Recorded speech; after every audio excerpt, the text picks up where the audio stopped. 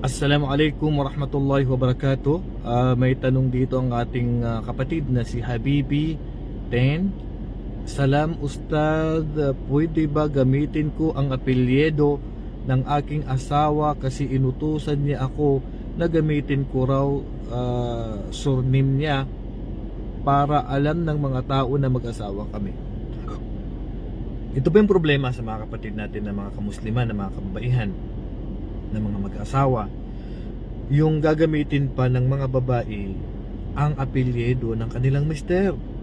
Unang-una po, ang paggamit po ng apelyido sa bansang Pilipinas, hindi naman po inuobliga yan. Opo, hindi po inuobliga yan ng Pilipinas sa atin. Ang Allah subhanahu wa ta'ala, inutusan niya po tayo, sabi niya, ud'uhum li abaihim. Itawag natin sa mga bata ang kanilang mga ama. Dapat po ang apelyido natin, ang tatay natin ay manatili po sa pangalan natin, at hindi po pwedeng papalitan yan dahil lang ikaw po ay nag-asawa. Ang sabi pa ng propeta sallallahu alaihi wasallam, man idda'a ila ghairi abihi wa huwa ya'lamu annahu ghairu abihi fal jannatu alayhi haramun, muttafaqun alayh. At ang sino man na nag-claim ng tatay niya na hindi naman niya tatay yon, at alam niya na hindi niya tatay yon, kumbaga mag-apelido siya ng apelido, hindi naman niya tatay, ipagbabawal sa kanya ng Allah ang paraiso. Kaya mga kapatid na mga kababaihan, hindi po dapat na ginagamit ninyo ang apelido ng inyong asawa. Haram. Haram po. At hindi pwedeng ipag-utos ng lalaki na ipagamit ang kanyang apelido sa kanyang misis. At ikaw na misis, hindi mo pwedeng sundin ang mister mo.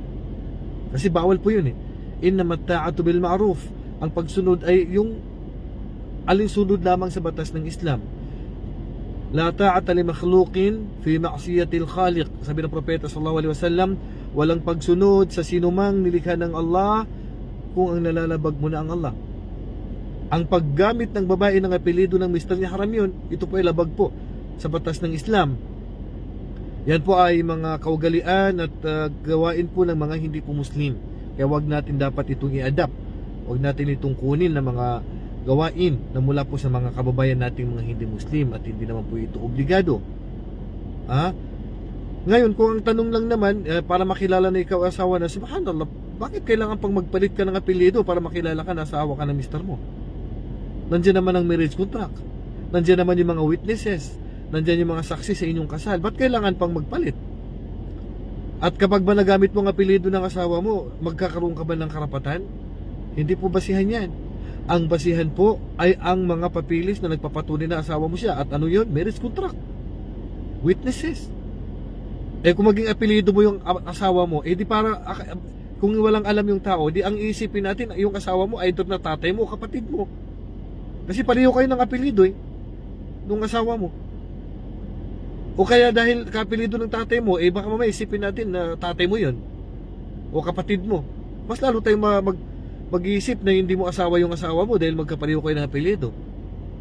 Paano pag naghiwalay kayo ng asawa mo? Paano mo papalitan ang apelyido mo ngayon? Hindi ba magkakaproblema ka na naman? Kaya po mga kapatid, hindi po dapat na ginagamit ng mga babae ang apelyido ng kanilang mister. Yan po ay haram at malaki pong kasalanan yan. Kaya mga sister, sa mga nakapagpalit na po ng apelyido, patawarin nawa kayo ng Allah at palitan nyo po dapat yan. At kung sakali naman po na mahirap pong palitan, ay humingi na lang po tayo ng kapatawaran sa Allah. At sa mga hindi pa po nakapagpapalit, huwag nyo na pong ituloy.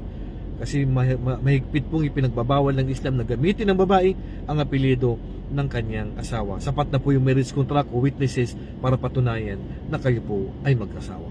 Wallahu a'lam. Assalamualaikum warahmatullahi wabarakatuh.